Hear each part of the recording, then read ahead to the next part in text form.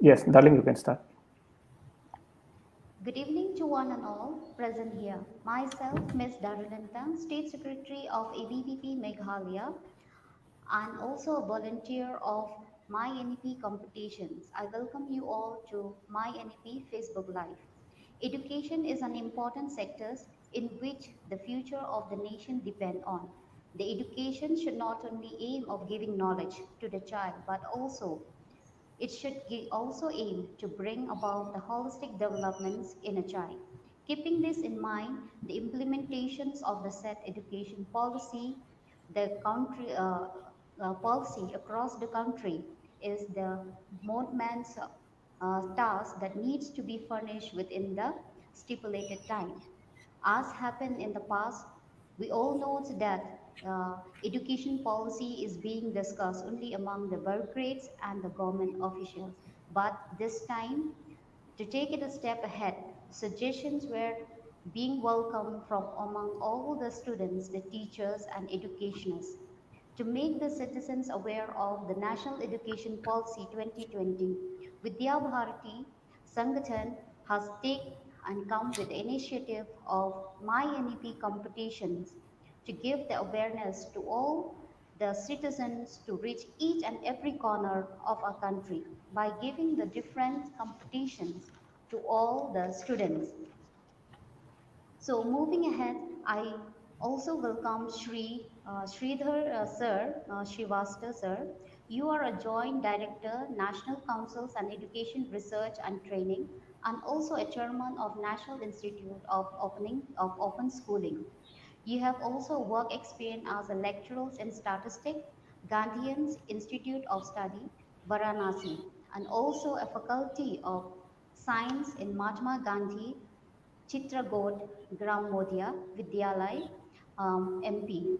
And also you serve as the secretary and the head of educational survey division and also as a planning and monitoring division of NCERT.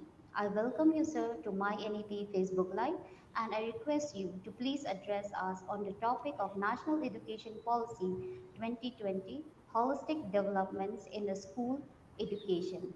Please, sir. Uh, Thank you. Namaskar. Uh, Darling, it is a great opportunity for me that I have been given the chance to join with my NEP program. मित्रों, मैं हिंदी का भी उपयोग करूंगा. आप लोगों को एक छोटा सा बात आपके सामने रखता हूं. हम जब भी आजकल टीवी पे या अन्य प्लेटफॉर्म पे प्रधानमंत्री जी को नेशनल एजुकेशन पॉलिसी 2020 के बारे में एक बात कहते हुए सुनते हैं कि यह कोई एक दस्तावेज नहीं है. This is not merely a document.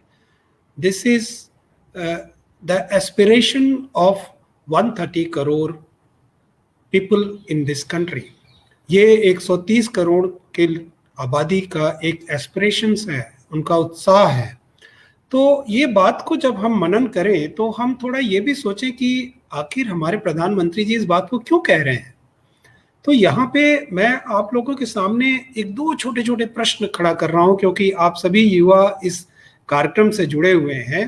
तो एक दो छोटे छोटे प्रश्न हम आपके सामने यहाँ पे रखेंगे, फिर अपनी बातों को आगे करेंगे, जिसमें कि आपको थोड़ा सा मेरे मैसेज को रिसीव करने में आसानी होगी. हम अक्सर ये सुनते हैं कि एसोचैम ने, CII ने, ये विदेशी संस्था ने ये रिपोर्ट दिया कि हमारे यहाँ के जो युवक छात्र हैं, engineering students are not employable. आप अक्सर ये बात सुनते हैं. फिर कई बार आप ये सुनते हैं कि भाई ऐसा है कि इस IIT ग्रेजुएट है और उसको अगर किसी मल्टीनेशनल कंपनी में डाला गया, उसके ट्रेनिंग मॉड्यूल में अगर लैंग्वेज को डाला गया कि उसको एक लैंग्वेज की ट्रेनिंग लेनी है, तो उसे बड़ा खराब लगता है कि मैं तो एक शीर्ष संस्थान से पढ़ के आया हूँ, तो मुझे ऐसे लैंग्वेज की ट्रेनिंग की क्या आवश्यकता है. तो अच्छी अंग्रेजी बोलता हूँ, मुझे ऐसी क्या आवश्यकता है कि जिसमें मुझे ट्रेनिंग की बात कही जा रही है. वो बुरा मानते हैं. चूंकि मैं काफ़ी कौतूहल से यह बातें आप ऐसे छात्रों से, युवाओं से करता रहता हूँ, इसलिए मुझे इस बात का भान है. आपको एक छोटा सा एग्जाम्पल देते हैं, आपको शायद ज्ञात हो. हमारे यहाँ की एक मालविका जोशी एक छात्रा जो कि आप में से कुछ लोग जानते होंगे कि जो कि फॉर्मल स्कूलिंग सिस्टम में नहीं गई, she preferred home schooling, she was not in a formal system. और उनको जब वो विश्व स्तर के कई ऐसे कंप्यूटर कोडिंग के ओलंपियाड में उन्होंने अच्छा स्थान पाया, तो फिर उनको मैसाचुसेट में एमआईटी ने एक अच्छी सी स्कॉलरशिप दी। आपके MINIP कार्यक्रम में ही अभी एक गीतिका श्याम नामक छात्रा का मैं देख रहा था कल फेसबुक पे आपके इसी लिंक पे, तो उसने एक संस्कृत का इतना सुंदर श्लोक पढ़ के फिर उसने ये बताया कि मुझे आर्ट और कल्चर हेरिटेज में मुझे बहुत ही इंटरेस्ट था, लेकिन मैं वो विषय नहीं लेके पढ़ पाई और मैं एक साइंस की स्टूडेंट बनी। मित्रों, इन सभी प्रश्नों का उत्तर यह नेशनल एजुकेशन पॉलिसी देती है, देने का प्रयास करती है। इसीलिए हमारे प्रधानमंत्री जी से कहते हैं कि ये 130 करोड़ की जनसंख्या के एस्पिरेशंस का डॉक्यूमेंट है और हमें आपको समझना चाहिए। और मुझे तो बड़ी खुशी है कि आप ये जो कार्यक्रम लेके जन जन तक पहुंचाने को ले जा रहे हैं, इसमें एक बहुत ही अच्छा मैसेज जा रहा है। अभी आप हमारे बिहार से जो एक साथी को सुन रहे थे, आनंद कुमार जी को, आपने देखा कि किस तरह से हम जुड़ रहे हैं, जन जन से जुड़ रहे हैं। अब मैं अपने वक्तव्य पे आता हूं, अपने बातों पे आता हूं। देखिए, जो की प्रिंसिपल्स लेके ये पॉलिसी आई है, the policy is based on certain principles.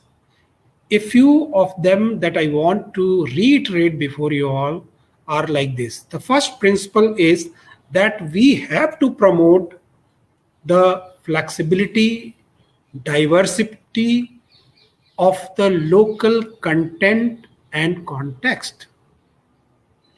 ये एक बहुत बड़ा प्रिंसिपल है। देखिए, इसको अगर आप अप्लाई करेंगे तो डिफरेंट सिचुएशन में डिफरेंट तरीके से ये प्रिंसिपल अप्लाई होगा, but this is a very important principle on which this national education policy is based.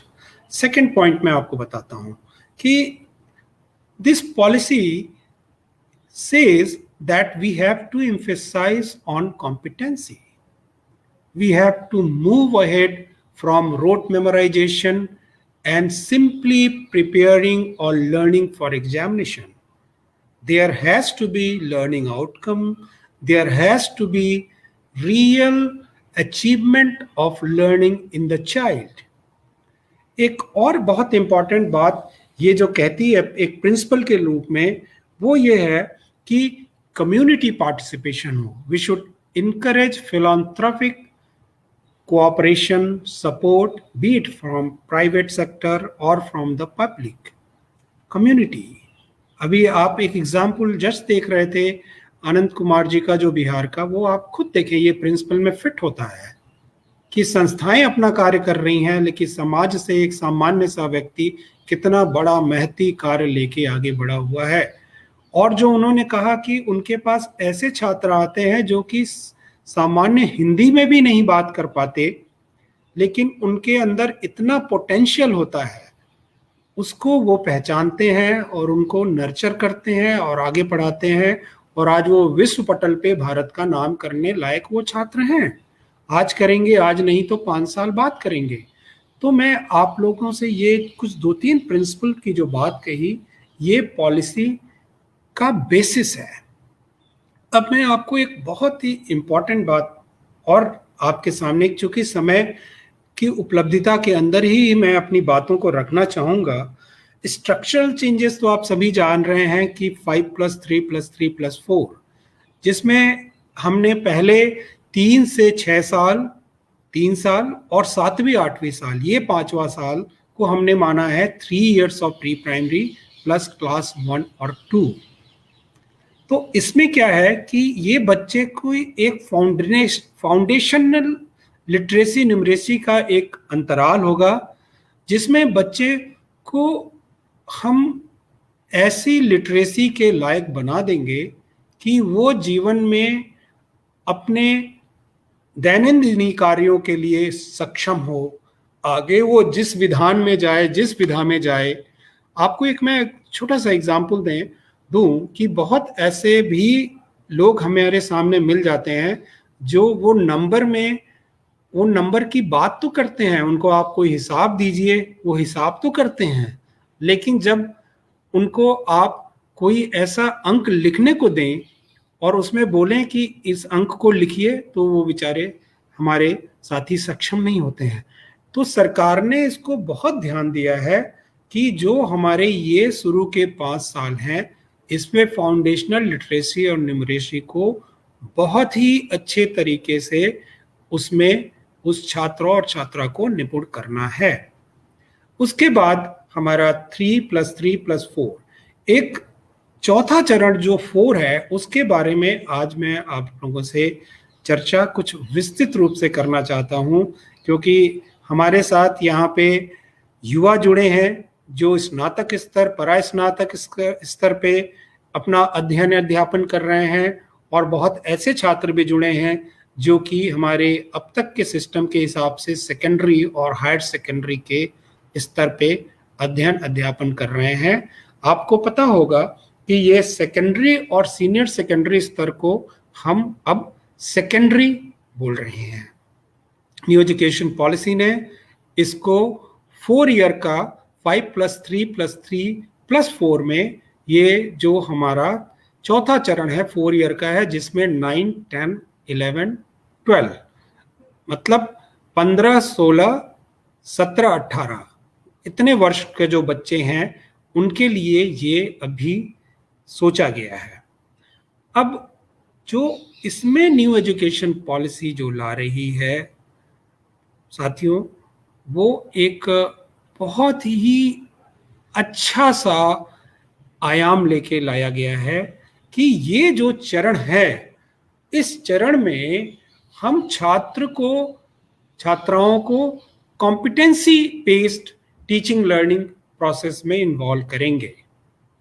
मैंने जो शुरू में प्रिंसिपल्स की बात कही उसी पर लेके आप चलें तो हमें पूरा ये ध्यान देना है कि हम जो हमारे स्कूल स्पेस में बच्चे आ रहे हैं, शिक्षा को ग्रहण करने आ रहे हैं, उनमें हम ये ध्यान दिलाएंगे कि कैसे वो अपने स्किल को, अपने कॉम्पिटेंसी को बढ़ा सकते हैं।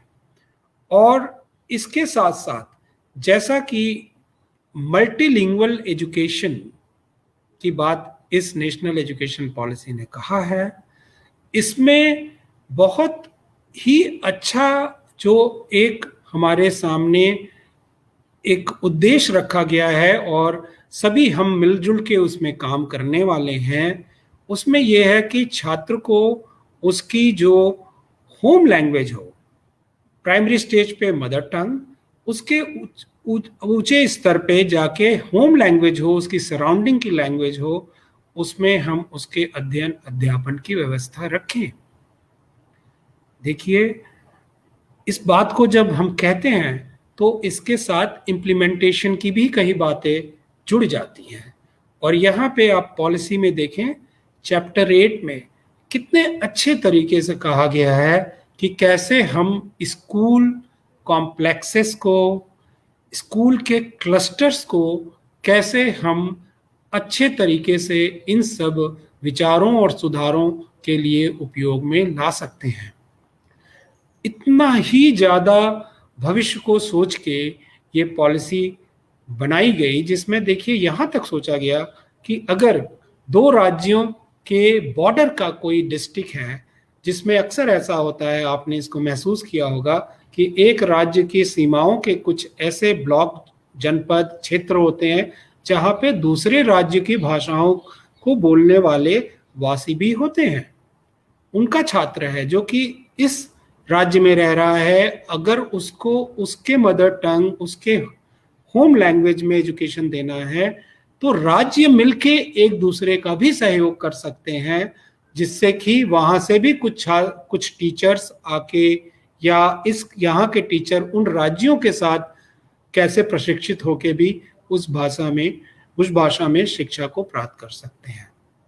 इतना ज़्यादा एस्पिरेशंस और इतने ज्यादा संभावनाओं को तलाशती हुई ये पॉलिसी है, और हम सभी को मिलके इसके साथ लगना है। आपको एक और बहुत ही अच्छा आयाम जो इस पॉलिसी ने रखा है, और वो कई ऐसे सवाल हमारे मन में जब हम छात्र थे तब भी था, लेकिन हमारी व्यवस्था न होते हुए हम वो समय पार कर सके, और शायद अब हम उस हिम्मत को नहीं उठा पा रहे हैं कि हम पीछे जा सके। कुछ एग्जाम्पल्स हैं, मैं आपको अभी भी दूंगा, आज भी वो एग्जाम्पल्स दूंगा, लेकिन मैं आपको ये बात बोध कराना चाहता हूं कि 60 पेज के दस्तावेज ने कितने दूर तक उन बातों को सोचा है।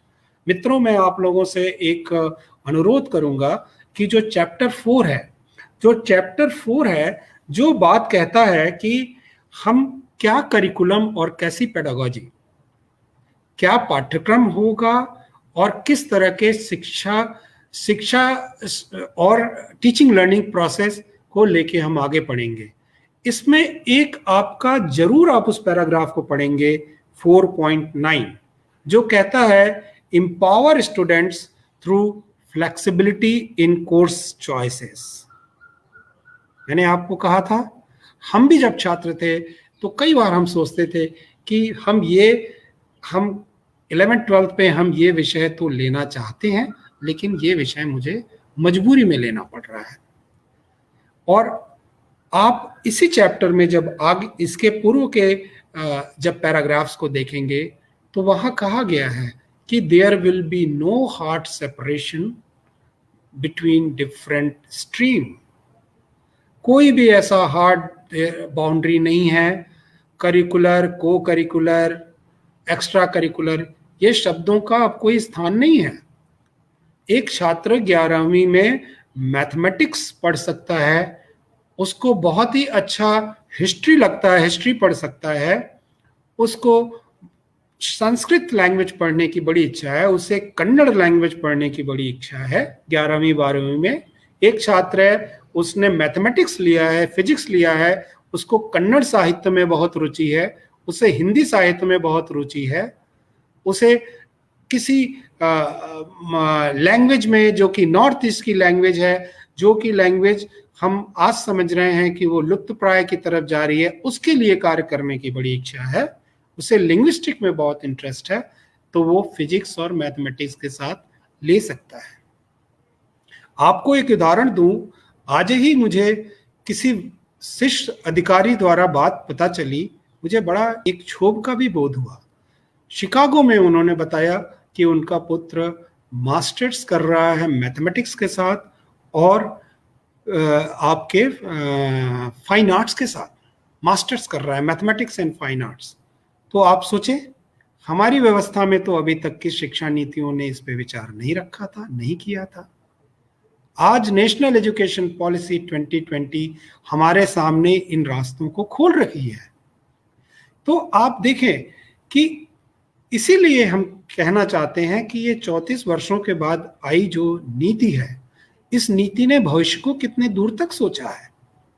आपको मैंने अभी थोड़ी देर पहले जो एग्जाम्पल दिया कि अल्टरनेटिव मॉडल ऑफ स्कूलिंग में मैंने आपको मालविका जोशी का एग्जाम्पल दिया कि जो होम स्कूलिंग से करके वो छात्रा इतनी सक्षम है कि MIT ऐसी संस्था उसे स्कॉलरशिप दे रही है।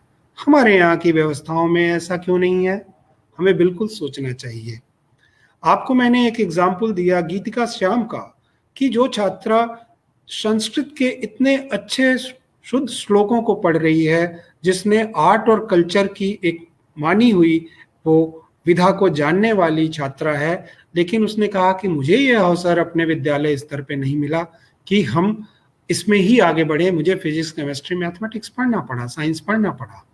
ठीक है, अभी शिक्षा नीति ये कहती है कि ऐसे छात्र छात्राएं स्कूली स्तर पे अपना साइंस भी पढ़ेंगे, साथ साथ आर्ट एंड कल्चर भी करेंगे, इंडियन नॉलेज सिस्टम में भी जाएंगे, और जो पूरे वर्ल्ड के लिए ट्रांसवर्सल स्किल की जरूरत है, जिसमें कि हम कहते हैं आज के डेट में 21st सेंचुरी स्किल की बात हम हमेशा करते हैं। हम कहते हैं क्रिएटिविटी, इनोवेशन और कोलैबोरेशन, कम्युनिकेशन, क्रिटिकल थिंकिंग और प्रॉब्लम सॉल्विंग, इसकी बातें हम करते हैं। तो इन बातों को करने के लिए एक बहुत ही आवश्यक विषय ये हो जाता है कि जब day by day, day in, day out, the daily teaching learning process has to be in such a manner so that the child can be given the opportunity to participate in such activities which will be assessing the learning of such kind of skills as well as assessing the progress in child age regard to such skills. तो इस पे जो एक assessment reform को लेके इस नई national राष्ट्रीय शिक्षा नीति ने जो हमारे सामने एक बहुत बड़ा ही एक बहुत बड़ा हमारे सामने उद्देश्य रखा है कि हम कैसे असेसमेंट रिफॉर्म करेंगे, हम 360 डिग्री असेसमेंट कैसे करेंगे, हम कैसे ही छात्रों के कॉग्निटिव नॉलेज के साथ साथ ही कैसे ही उनका अफेक्टिव डोमेन कैसे डेवलप करता है, उनमें बिहेवियरल मॉडिफिकेशन कैसे होता है, इसके बारे में हम कैसे अपनी शिक्षा को लेके आगे बढ़ेंगे। इस नई शिक्षा नीति में एक बहुत ही अच्छा बिंदु और भी हमारे सामने रखा गया है। इसके लिए हमें आगे कार्य करना है। परख नामक एक संस्था का प्रावधान है। परख नामक संस्था को PARAKH करके जो बताया गया है, उसमें हमें जो इसके नाम से ही आप इसे जानेंगे, performance assessment review and analysis of knowledge for holistic development. तो इसमें क्या हुआ, performance assessment and analysis of knowledge है, बट उसका ऑब्जेक्टिव क्या होगा, होलिस्टिक डेवलपमेंट। इसमें ये जो संस्थान है ये पूरे देश में राज्य स्तर के बोर्डों के साथ काम करेगी और वो ये देखेगी कि बच्चों को हम कैसे, जब उनकी टीचिंग लर्निंग प्रोसेस हो रही है उसके बीच में भी कैसे हम उसको एसेस करेंगे और विभिन्न अंतराल पे कैसे एसेस करेंगे। हम लार्ज स्केल स्टैंडर्डाइज असेसमेंट के जरिए, नेशनल अचीवमेंट सर्वे, स्टेट लेवल अचीवमेंट सर्वे के जरिए हम बच्चों को कैसे उनके cognitive skill, affective domain, psychomotor skill, सभी डोमेन्स को कैसे हम एसेस करेंगे। तो ये जो एक दूसरे के सहयोग से भी कार्य करने की, एक राज्यों को दूसरे राज्यों के साथ, राज्य को केंद्र के साथ, केंद्र को राज्यों के साथ, ये आपसी सहयोग के साथ कैसे हम इस एजुकेशन के उद्देश्य में आगे बढ़ेंगे, इसके बड़े अच्छे प्रावधान और उद्धरण इस राष्ट्रीय शिक्षा नीति में आपको पढ़ने को मिलता है। ये 60 पेज का जो डॉक्यूमेंट है, अगर आप इससे एक एक पैराग्राफ पढ़ते जाएं और उसके बारे में मनन करें और चर्चा करें, जो कि कार्य आप लोग कर रहे हैं, तो हमें एक बहुत ही अच्छा शनै शनै हमको मिलता जाएगा रास्ता कि कैसे हमें करना है। आपको मैं बताऊं, मल्टीलिंगुअल एजुकेशन की बात अभी थोड़ी देर पहले मुझे बड़ा अच्छा लगा। मैं कुछ अंशों के लिए जुड़ा हुआ था अनंत कुमार जी के, जो बिहार से जो सुपर 30 के हैं। तो मुझे लगा कि कुछ ऐसे छात्र होते हैं कि जो कि अपनी भाषा ही हिंदी, हम ये मान लेते हैं कि ये हिंदी बोल लेते होंगे, ये कन्नड़ बोल लेते होंगे, ये उड़िया बोल लेते होंगे, लेकिन उनकी मातृभाषा उससे भी थोड़ा अलग हटके है। तो हमने भी ये महसूस किया है। आज मैं हिंदी में आपके सामने बात कर रहा हूँ, थोड़ी बहुत अंग्रेजी में बात कर रहा हूँ, ये मेरा ये कार्य साधक ज्ञान के रूप में ये प्राप्त है, मेरी मातृभाषा हिंदी नहीं। तो हम जब विज्ञान के विद्यार्थी थे तो हमने भी ये महसूस किया था कि क्या हमें ऐसा अवसर मेरी कक्षाओं में मिलता जहाँ भी शिक्षक हमारे घर के भाषा में भी थोड़ा कहीं बात कर लेता, तो मुझे एक बहुत ही अच्छा आगे बढ़ने का अवसर, विचारने का अवसर मिला होता। हम लैंग्वेज को सिर्फ भावनाओं के संप्रेषण को लेके ही चलते हैं, लेकिन एक इसमें और भी आयाम जुड़ा हुआ है कि भाषा के साथ आपकी संस्कृति भी जुड़ी हुई है, आपकी परंपरा भी जुड़ी हुई है। तो हमें एक ये भी आयाम है जिसे हमें बहुत ही ध्यान देना है कि हम कैसे अपनी संस्कृति और परंपराओं के साथ अपनी भाषाओं का निर्वहन हम कर पा रहे हैं। तो मुझे बड़ा ही अच्छा लगा जब आपके इस प्रयासों में मैंने कक्षा 10वीं के छात्राओं और छात्राओं को देखा। छात्र एक गौरांश शर्मा को कल देखा, इतनी अच्छी हिंदी में बोल रहे थे। किसी छात्रा को देखा, कितने अच्छे इंग्लिश में बोल रहे थे। तो ये क्षमता छात्रों के बीच में होती है कि वो more than one language learn कर सकते हैं। और ये तो बहुत ही प्रूवन रिसर्च कहता है कि प्राथमिक स्तर पे बच्चे मोर देन वन लैंग्वेज को सीख सकते हैं और उसका परिवर्धन और संवर्धन वो बाद में भी कर सकते हैं। तो इस तरह से जब हम इनका जब स्कोप रखेंगे अपनी व्यवस्थाओं में, जब इसके लिए कोई स्थान रखेंगे, तभी हम इसके साथ आगे बढ़ सकेंगे और हमारे इस विशाल देश के इस जो समृद्ध छात्र छात्राएं आज पूरे विश्व में अपना फुटप्रिंट्स बना रहे हैं, वो और ही स्ट्रांगली अपना फुटप्रिंट्स बनाएंगे। तो मुझे तो इस राष्ट्रीय शिक्षा नीति के साथ एक बहुत ही बड़ा रास्ता दिखता है जिसपे हम सभी साथ मिलके चल सकते हैं। इनके छोटे छोटे बिंदुओं पर मनन करके व्यवस्थाओं में आपसी मेल जोल के साथ और कम्युनिटी के पार्टिसिपेशन के साथ इसको लेके आगे बढ़ सकते हैं। और हम वाकई जो एक विश्व पटल पे भारत को अपने इस युवा शक्ति के साथ ले जाने की जो संभावनाएं हम सभी देखते हैं, आत्मनिर्भर भारत की संभावनाएं हमें कोई बोध करा रहा है, इस समय हमें बोध करा रहा है, इस पे हम आगे बढ़ सकते हैं। तो मुझे तो ये बहुत ही एक ही fully aspirational document pertaining to this big population. I very well consider this to be true in that sense.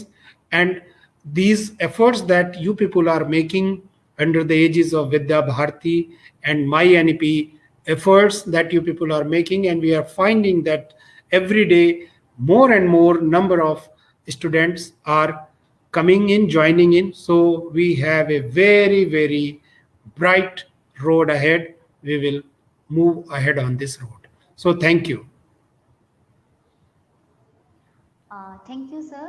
Thank you so much for a wonderful learning which you have given us. I hope each and every one of us feel the beauty of this National Education Policy 2020. So actually we will have tomorrow also, we'll have the different sessions will be given in our social media, and I request each and everyone to join us tomorrow also for this stations every day which we are giving on behalf of my NEP competition. Thank you so much. Thank you. Namaste. Namaste.